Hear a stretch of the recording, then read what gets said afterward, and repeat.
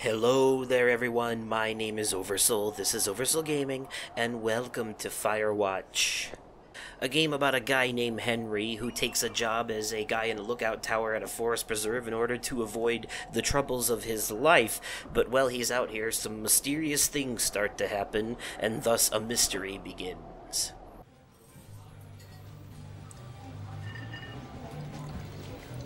Now, I actually did a Let's Play of this game back in 2016 when it first came out, but I did that on a different channel, and when I tried to transfer it over to this one, it glitched out, and it didn't copyright, so I had to delete it completely, and I decided now that this game is coming up on its 3-year release anniversary, February 9th, it would be the perfect time to do a Let's Play of it. So anyways, the whole game is not like this, it just starts off this way, with this text bit.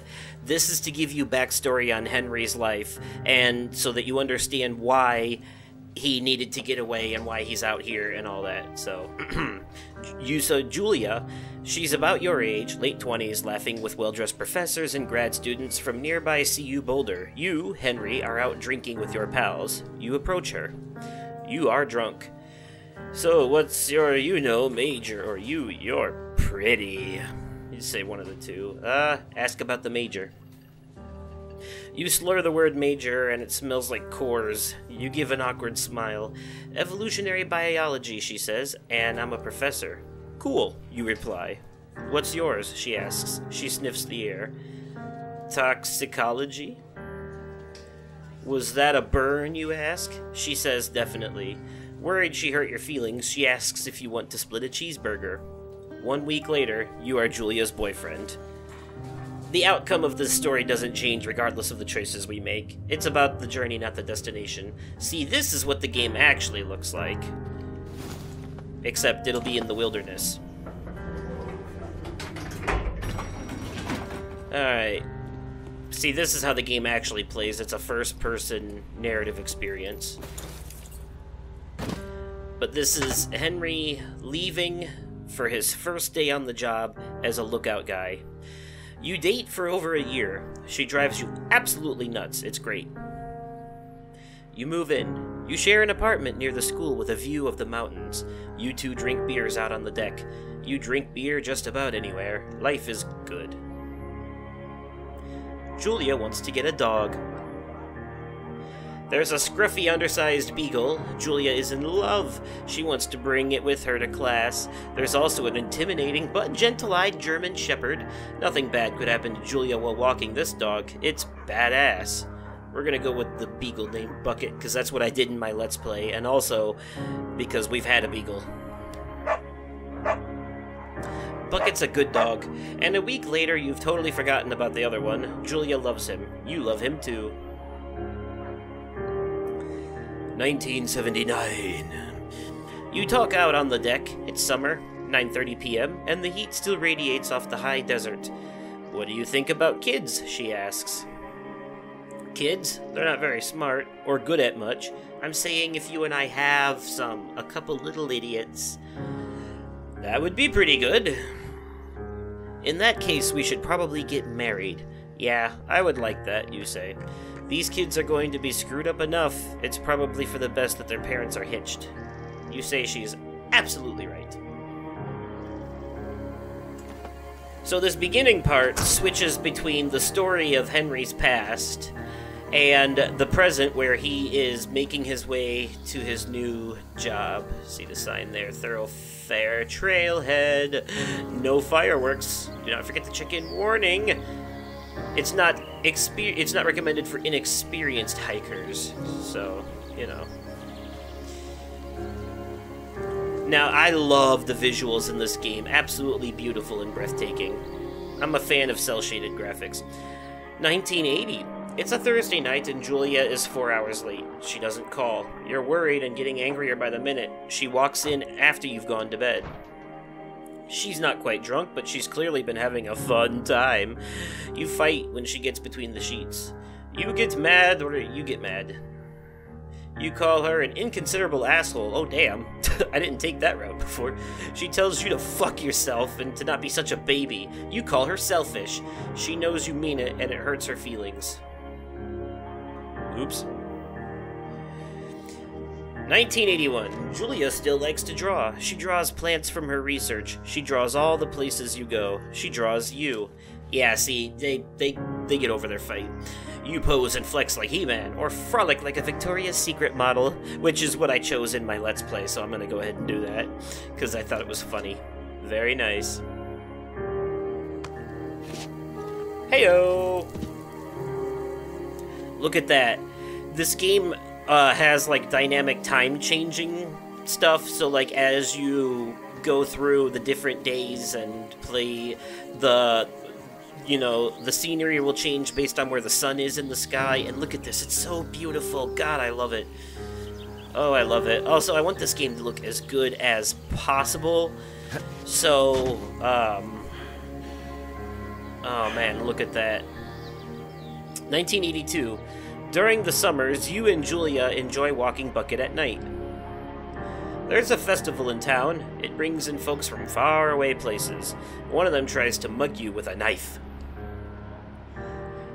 Bucket gets kicked. Bah, bah, bah, fuck the dog, Julia yells. She gets flustered and has trouble speaking when she is stressed. You confront the attacker.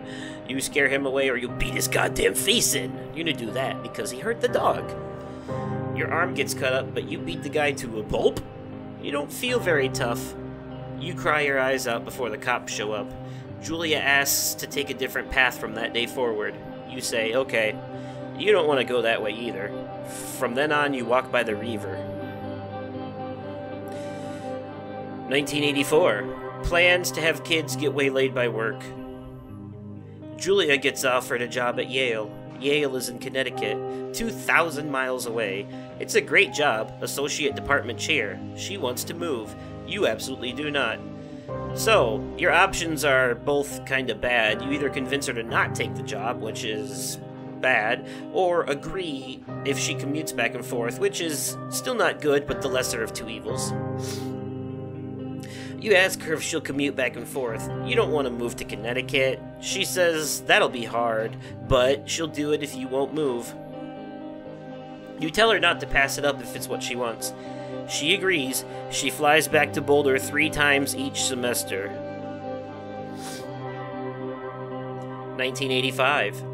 Julia is sent home from Yale on paid leave after having an episode. She lost it on a colleague for borrowing books that were important to her research.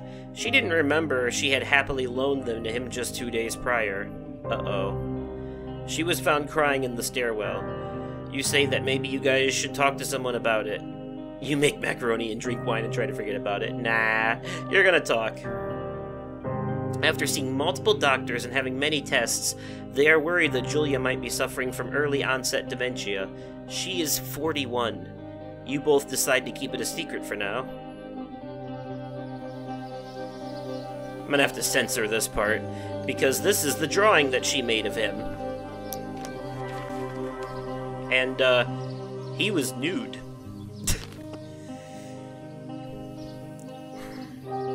Bucket is getting older. Julia comments that it's kind of nice because he gets in less trouble around the house. A week later, she goes back to the university. Julia's affliction gets worse. She can't remember things in class, her research is in shambles, she drives her car to the next town over for no particular reason and has to be brought home by the police. She's devastated. Oh yeah, 1987, by the way.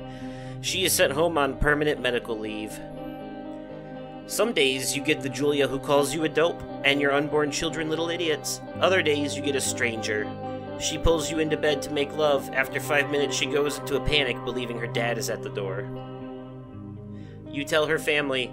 They are crushed and begin to make trips to and from their home in Australia to visit her.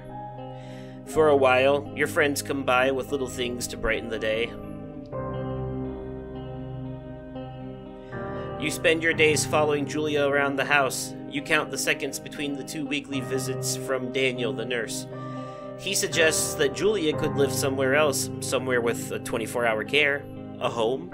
It sits with you for a couple of months. You are determined to take care of her by yourself. God, the scenery, so pretty. So yeah, what I was saying before is that This game has been updated a lot since I played it last, too, so it's worth revisiting anyways, because there's, like, new trophies, some new dialogue, and it's been graphically updated a lot as well. Like, they improved the draw distance and some textures and other things, and it's got PS4 Pro support. So that, mixed with the fact that I turned on super sampling, should make it look pretty good, but we'll see how that translates after, you know, editing and YouTube compression. Anyways, it is impossibly hard.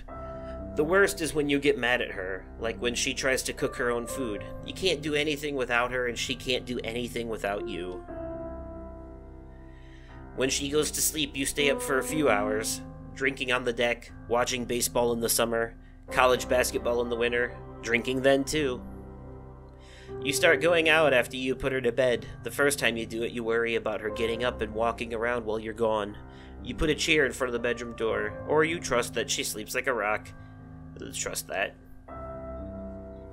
You go to the same bar at the boring end of Pearl Street. It's nice there. Over time, you tell Sheila, the bartender, everything. It's a huge weight off. You're home and in bed by 1 a.m. a couple nights a week.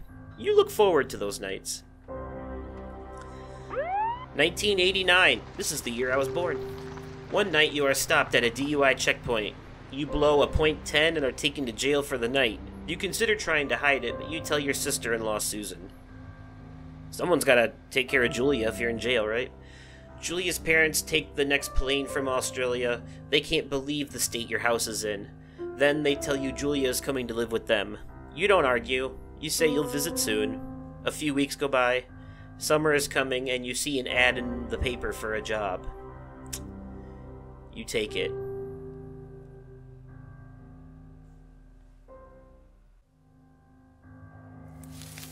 And that, ladies and gentlemen, is how we ended up here.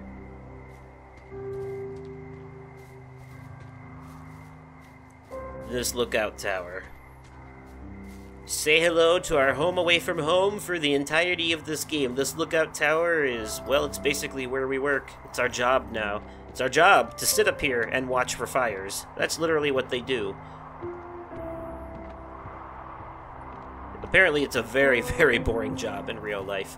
They make it more interesting in this because obviously video game, but in real life, this is considered one of the most asinine, boring-ass jobs in existence. Most people actually give up after like a month. There we go. Hello, Two Forks Tower. Cozy. So throughout this game, we'll be conversating with our boss, Delilah, over this walkie-talkie, and we have dialogue Two Forks options. Tower, this is Thoroughfare Tower. Come in. The dialogue options don't change the outcome of the game per se, but what they do affect is our relationship with Delilah over the course of the game. I know you're there. Your lights are on. That's actually a huge part of what this game is. So.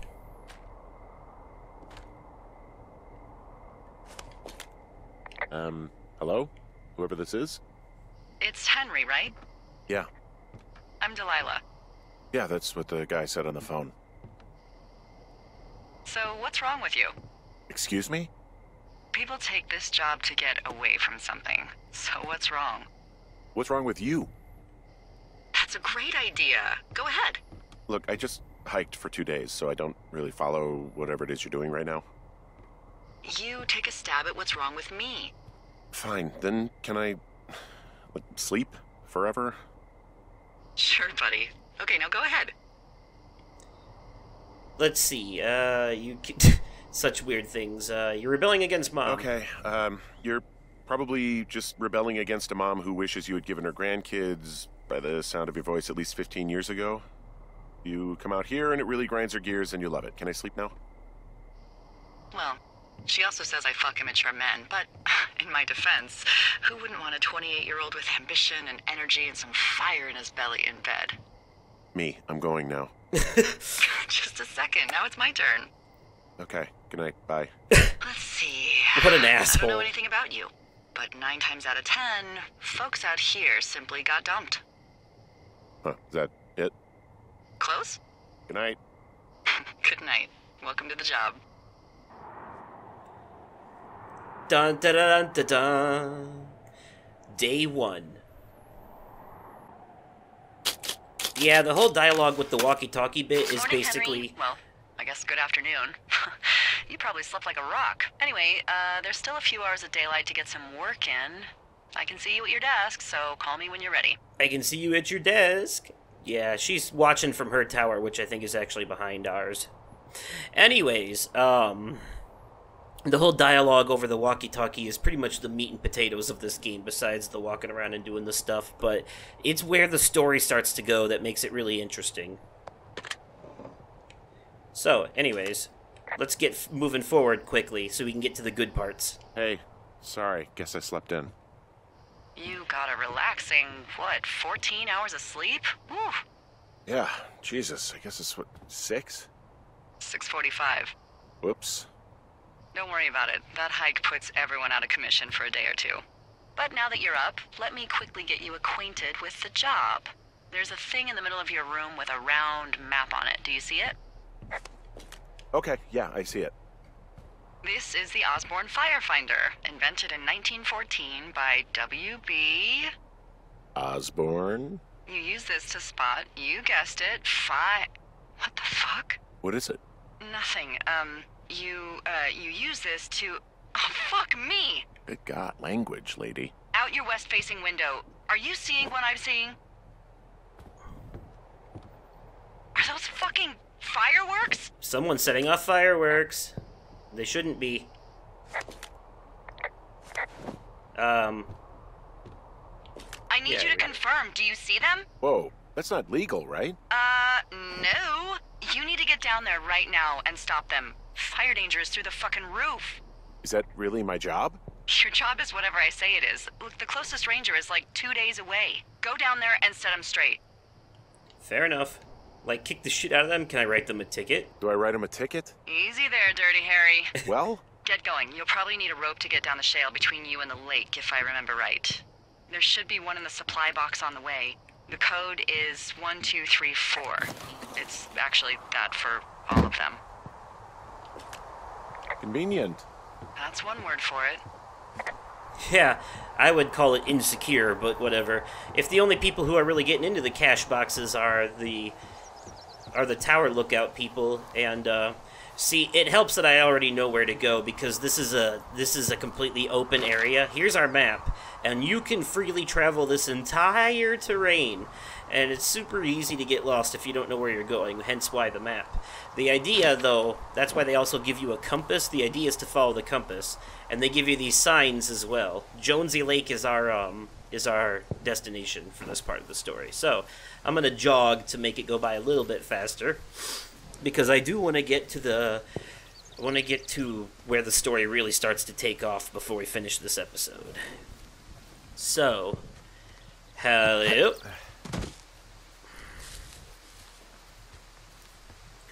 And we'll keep going this way, and here's the cash box that she was telling us about. I found the supply box. Great. Great! Congratulations! You're good at finding things. Now here's a note. It says, Ron, this was written in 86. Ron, hey man, guy couldn't take it, so I locked up his lookout and put some stuff in the box. Found one of those bars you liked, hiking into the park, but let's get fucked when I'm back, Dave. Hey, I found a note to a guy named Ron from some guy Dave. That's probably Dave Gaskell. He's completely nuts. Is that right? Harmless, but yeah, one of those, fall off the grid and eat ants for a week type. Totally fucking cuckoo. Which is kind of what the job attracts. All of these cache boxes have maps in them too. You can copy the information down to your map in order to update it, which is useful. Very useful. Anyways, moving forward, this fork in the road path here doesn't matter which way you go, left or right. They take you to the same spot, but left is faster.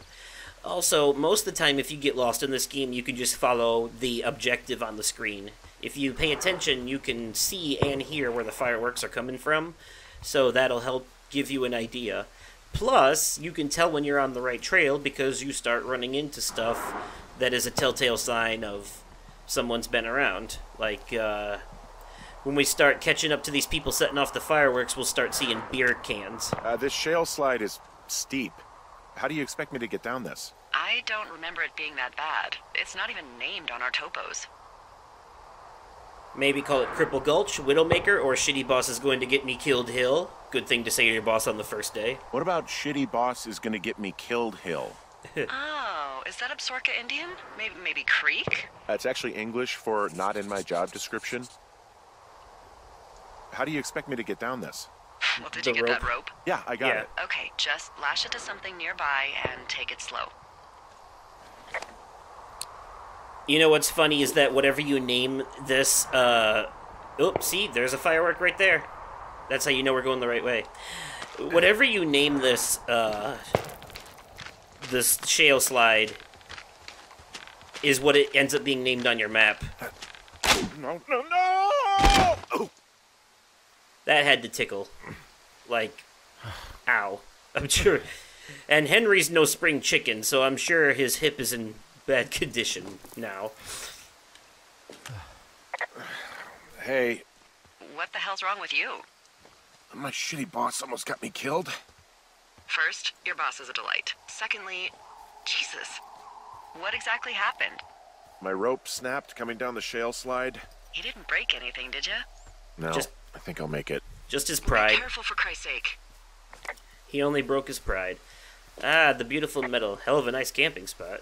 It is a hell of a nice camping spot down here by the lake. I haven't been down there in years, but yeah, Jonesy Lake area is perfect. Here's the problem, though. We're trying to prevent fires, and camping is bad for that. Ah, here we go, the beer cans I mentioned. Finding a bunch of empty beer cans. They threw them all over hell. The idiots down at the lake? Yeah, them. I just found where they're hanging out. You can choose to clean these up if you want, but you get funny dialogue if you drop one. You know what? Fuck it. I'm not the maid. I love it. Anyways, they left this campfire going. Oh, look. They decided to have a campfire, too. You know, they color-coded the fire danger signs in case people were illiterate. But I guess that doesn't take into account just plain stupid, does it? Well, I put out their fire. Man, I would have named that forest fire something good, too. Hey, I can always restart it. No. I think your first instinct was the right one. They left half a bottle of whiskey. Decent stuff. Drunk pyromaniacs. Fucking great. We're gonna keep this. Save it for later.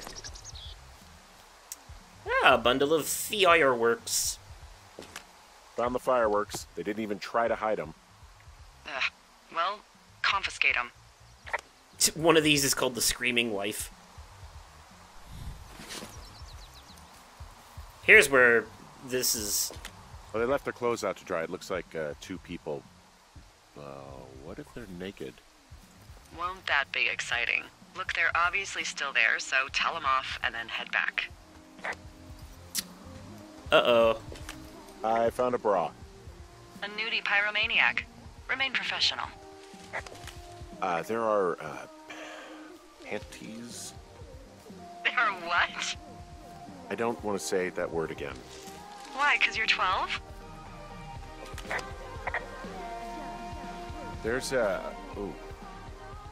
Yes? There are two naked ladies out here. Can you handle that? Come on. I like naked ladies, same as anyone, but there's, you know... Two? Yeah. I know this will be tough for you, but try to pick your tongue up off the ground and do your job. Okay. They're just silhouettes, though. You can see them out there in the distance. There's nothing here I'll have to censor, thankfully. I found them in the lake. Skinny dipping. Yeah. Is that a guy over there? Oh boy. Enjoy dealing with that. I know you guys are setting up bottle rockets out here, okay? How? Because you're hiding in the bushes spying on us? Give him a break, Lily. He probably hasn't seen boobs in 20 years. Rough. He's probably still a virgin. Why did that... Whoa, hey, put that down. I'm gonna throw your boombox Seriously, in the it was water. expensive. Fucking cool it with... You asshole! Light another firework and it won't be your stereo I wreck. Oh, fuck you, psycho! Yeah, fuck you!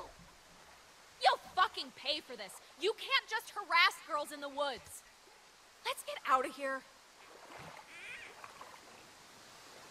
no matter what happens in this scenario, they end up, like, calling you a psycho or a creep or a pervert or something along those lines, and then they disappear. Hey, that go so okay? no matter what, you leave a bad impression on them. It's done.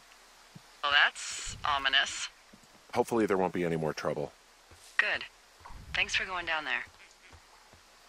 Now, this isn't the way that we're supposed to go in order to continue with the narrative, but I am choosing to go this way because there is another optional supply cache out here, first of all. But also, this also has a note. We'll go ahead and read it real quick.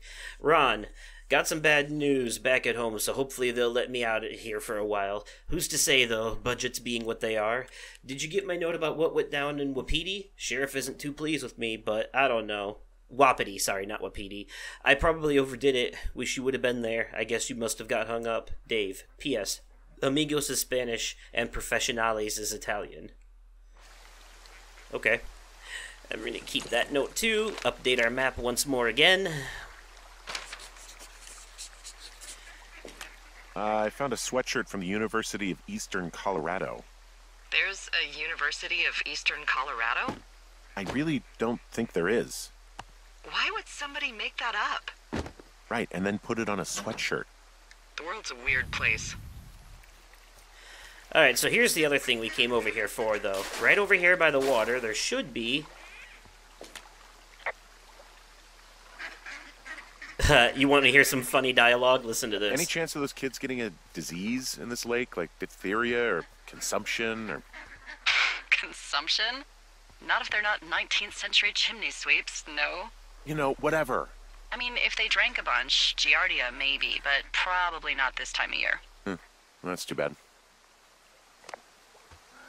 He really hates them. To be honest, though, if you don't throw their stereo in the water, like, if you throw their stereo in the water, they have good reason to be mad at you. But if you don't, they still bitch you out, even though they're the ones in the wrong, skinny dipping and lighting off fireworks, doing all this illegal shit. They have the nerve to act like you are the bad guy. So, you know, fuck them.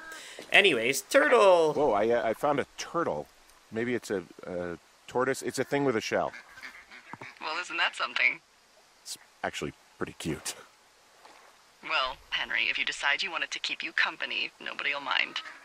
Now, what We're do I keeping call him. it? Looks like a, Turt Reynolds, Shelley this ought to be Duvall, good. Bucket Jr. Of course we're going to go with Turt Reynolds. Well, now I can't wait to see him. The mustache is impressive. You That's tell him also- I love Cannonball Run. That is one of the trophies that they added to the game when they updated it. That trophy wasn't in the game when I first played it. So when they updated the game, they actually added some trophies, extra trophies to it. Oh yeah, we don't have any rope. We have to take the long way. I take it you fell prey to the Forest Service's big recruiting effort? When it comes to, you know, how the hell you ended up out here? I saw the job in the paper and figured, you know, what the heck. What the heck? I've got no ties and no life. Better go spend what's left of it in utter loneliness. Something like that. Yeah, thanks to last summer, the bump in Forest Service budget actually allowed for us to advertise for the job. Glad it worked. What happened last summer that accounted for this, windfall? Jeez. I mean, the federal government almost let Yellowstone National Park burn to the ground? Ring a bell? Yellowstone is like, what, 15 miles away? Why would they do that? Well, the short story is that for 60 years, we got very good at not letting forest fires happen. And then about 15 years ago, they decided that forest fires in wilderness areas like Yellowstone should be left to burn. So that's what they did. I can't believe you didn't hear about this. There were reports that the entire park was gone. Dan Rather telling the country that President Reagan didn't care on the nightly news. I mean, what the hell's he gonna do? Smoke jump in and snuff one out for the Gipper? So what should they have done? I don't even know. By the time the Yellowstone folks realized the little fires weren't gonna burn themselves out, 100,000 acres were gone. It's Yellowstone, you know? People don't want to touch it. But we touch it every single day. But hey, I got a 30 cents an hour raise because we can't have another fiasco. the goddamn park can burn down again. That's crazy. I don't want to interrupt those dialogues because, you know, they're such a huge part of the game, but now I also completely forgot what I was saying. Anyways, we're almost at the end of the first day. Ooh, thunder. Hey, I heard some thunder. Yeah, I've got eyes on a storm out to the north. Well, that's bad, right? Because of the lightning? It just means we'll be busy. Hurry home, and try not to get hit by lightning. I got hit by lightning when I was 9 years old, so I'm safe. It's not going to strike twice and all that. Well, there was an old lookout named Roy Sullivan who got hit by lightning 7 times. I don't like the sound of that. Yeah, well, if it makes you feel any better, it wasn't what killed him. What killed him? Suicide. Would you believe? Wow. Not sure what to say on that one. Anyways, this supply catch has a flashlight in it, which is important because we have to go through this cave over here. Ooh, wrong. There we are. Hiya, Fadoogle. Go ahead and copy that information down. There's no note in this one, from what I can tell.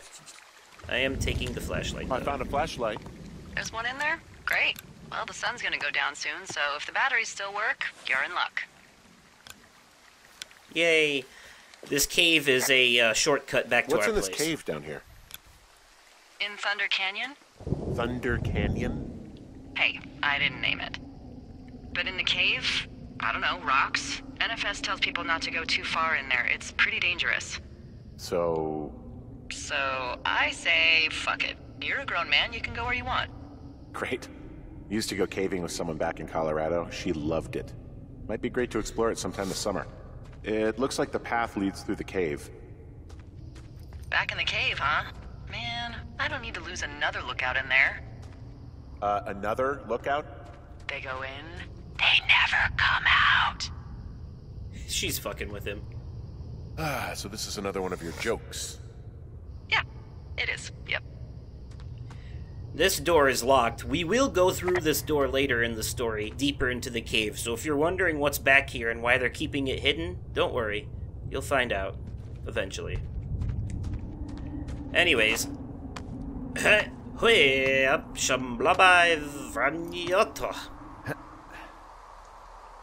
Alright. Now this is where things are going to start to get interesting. Climbing up the thing. Uh-oh. There's some guy out here. Some guy? Wait, he's looking at you? Is he doing anything else? I don't think so. Henry, there's something someone should have told you about this area. What is it? It's outside. Come on. The whole thing. And people come and go as they please. It's madness. Yeah, okay. I get it. Look, bumping into someone in the middle of nowhere is part of the fun. Yeah, but now he's a little bit unnerved because it's like that person was watching him, right? And things are only going to get weirder from here, I can tell you that much. Ordinarily, just somebody else being out in the forest preserve isn't that weird, but them watching us the way that they were, that kind of adds a little bit of weirdness to it, yeah? And as I said, things will only get weirder. Way up, and we climb this. Come on, get up there.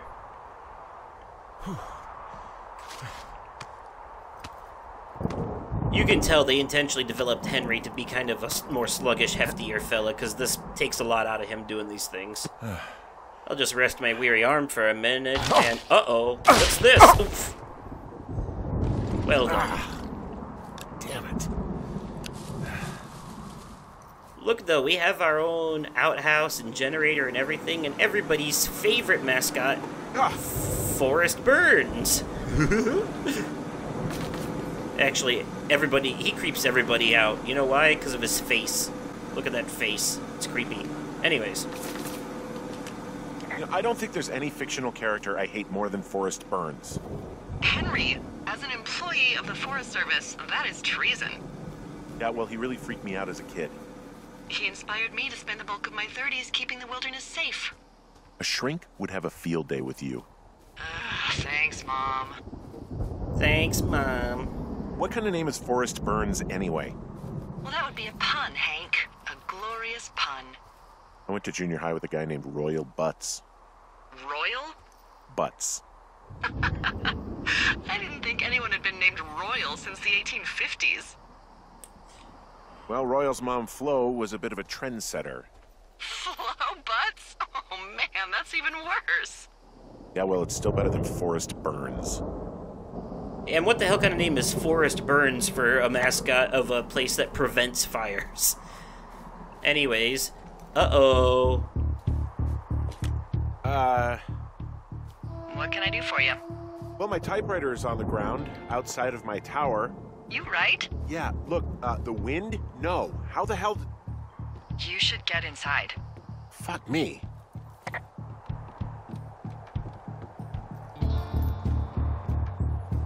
Dun, dun, dun. Someone broke in.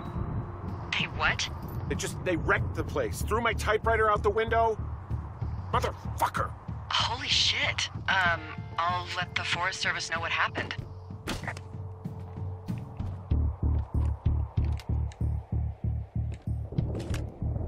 My fucking sheets are gone. They stole your sheets? That's just mean.